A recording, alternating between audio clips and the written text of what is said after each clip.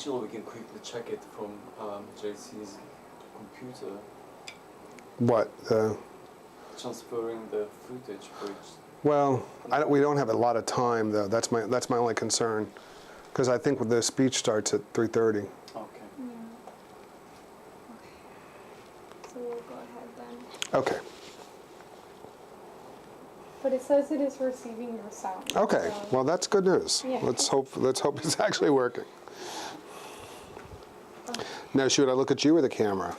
At me. Okay, great. And you know, if anything, I'll also record with my cell phone. Okay. So. That's right. So you'll have a voice memo of it, and. Yes, with your permission. No, of course, that's fine. That's absolutely fine. Thank you. Okay. Awesome. So it's like I only have like 3 questions because I know that we're short. So. Okay.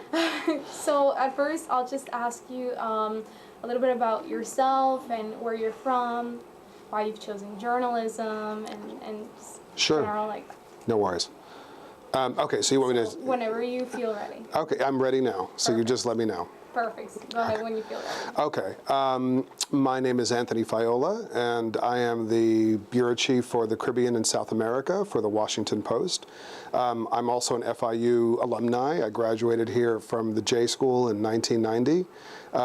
And I worked for the Miami Herald for about 4 years before being picked up by the Washington Post. And I spent my career there of 24 years, mostly overseas for the paper. I was based in Buenos Aires. I was based in Tokyo.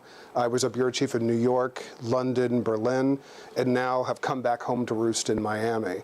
And during those years, you know, I've covered everything from, you know, wars in Ukraine to North Korea's nuclear crisis to the Argentine debt crisis, and now we're seeing the horrific aftermath of the hurricanes in the Caribbean. And, you know, all of that said, I'm thrilled to be back here in Miami. It's a wonderful city. It has gotten even better after 25 years away.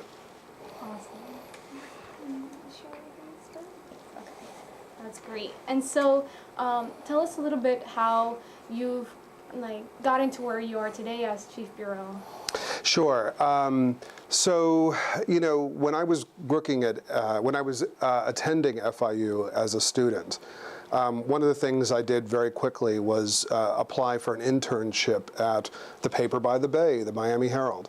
And it was a paper that for years I had admired, even before I had moved to Miami to go to school at FIU. It had some of the greatest voices in the business at that time. You had Enda Buchanan, you had Carl Hiaasen, you had Dave Barry. It was a literary newspaper in many respects, and you could see it when you were reading it, and I wanted to be part of that. So one of the things, you know, as I said I did when I got to FIU was make sure that getting an internship at the Herald was going to happen. And, you know, I pestered and pestered and pestered until finally they took me on. They were paying me, I don't even remember what it was, like $5 an hour. It was crazy. And there was a limit of 20 hours a week that I could work for them, but I ended up working 40 or 50 at times. But, you know, you were driven by energy. You were driven by the excitement of, you know, what it is to cover news in a town like Miami. And I think, you know, after, you know, getting my chops at the Miami Herald, it enabled me to grow as a journalist and grow as a writer to the point where, you know, I felt like the next step was the Washington Post, and luckily they felt the same way. Wow. And you were born and raised in Miami? No, actually, I was born in Connecticut, but we moved to Tampa when, God, I'm trying to remember that was, in the 1970s. And so I spent many years living in Florida, but it wasn't necessarily Miami. We did come down here. I mean, my mother is Puerto Rican, and we could get great lechon and pastelitos here, better than we could get in Tampa. So we would always find reasons to come. And it was during those trips that I think I really began to establish this love of Miami that I have today. Okay, and so why is the topic of Venezuela important for you personally? It is the single most important story perhaps in Latin America right now. You know, we are witnessing a dramatic economic crisis there. We are witnessing a severe political crisis there. I was just in Caracas for 2 weeks, and it had been the first time since 1999 when I was there to interview Hugo Chavez, since I had been back in Venezuela. And the noticeable difference in Caracas was impressive. I mean, in the sense that, you know, the poverty is much worse, the insecurity is much worse, the sense of despair is much worse. The economic crisis there with the hyperinflation, you know, are driving people to eat worse and lower quality foods. Some people are skipping meals. Many people are skipping meals. And, you know, even those who can't afford it find themselves trapped in this, you know, sort of undemocratic system. And, you know, they're looking for a way out and not immediately finding it. I think we're going to look back at this moment in history and what's happening in Venezuela and see it as pivotal for, you know, the future of the region, you know, in the sense that, you know, we're not exactly sure what's going to happen there. Will we see a massive crisis, a massive exodus of refugees from Venezuela? We've seen a trickle for years, but, you know, will it turn into something akin to what we saw in Syria, for instance? Will we start seeing, you know, rather than thousands, will we start seeing a couple of million Venezuelans leave the country? These are the things that I think we're all watching and waiting for, while at the same time doing our best to make sense of the disaster that is modern Venezuela. And so why do you think the topic of Venezuela is important for the community to be informed about? I know today you're going to give your lecture, and so why this lecture? Why do it?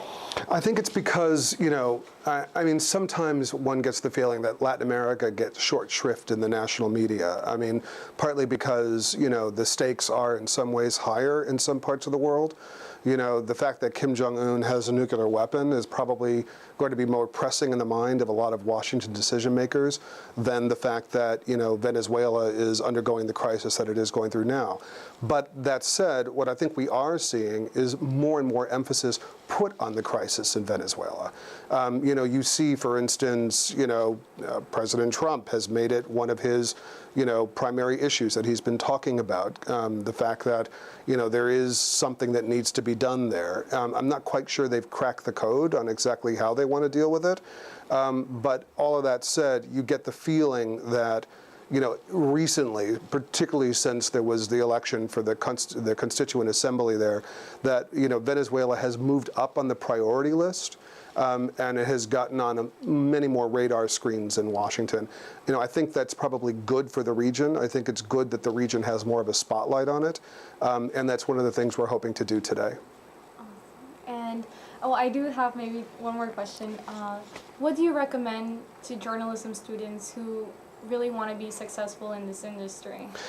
It's a hard business. And, you know, in my experience, I have found that it's not always the people that are the most talented that get ahead. It's you know, you've got to have talent, but there's a lot of talented people. What you need to have is, you know, unmitigated drive. You need to really want it. You have to be prepared to put in countless hours. You know, you have to be able to expand yourself both through the guidance of your editor, but also on your own time. You have to read voraciously. Don't just look at your Twitter feeds. You know, I mean, educate yourself about what's happening so that you yourself can begin to analyze and present situations as you see them, you know, with the aid of the experts that are around you, but be able to put that all into the mill of your mind and come out with something that is your own analysis. And I think if you can bring that to the table, you're halfway there. Awesome. Thank you so much. Perfect.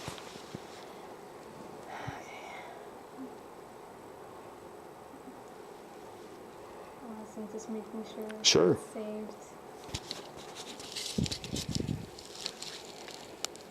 Okay, should I give you this bad boy back here? Sure. Okay. Thank you so much. How Was did that you feel with? Yeah, it's fine. Yeah. It's fine. Yeah, is that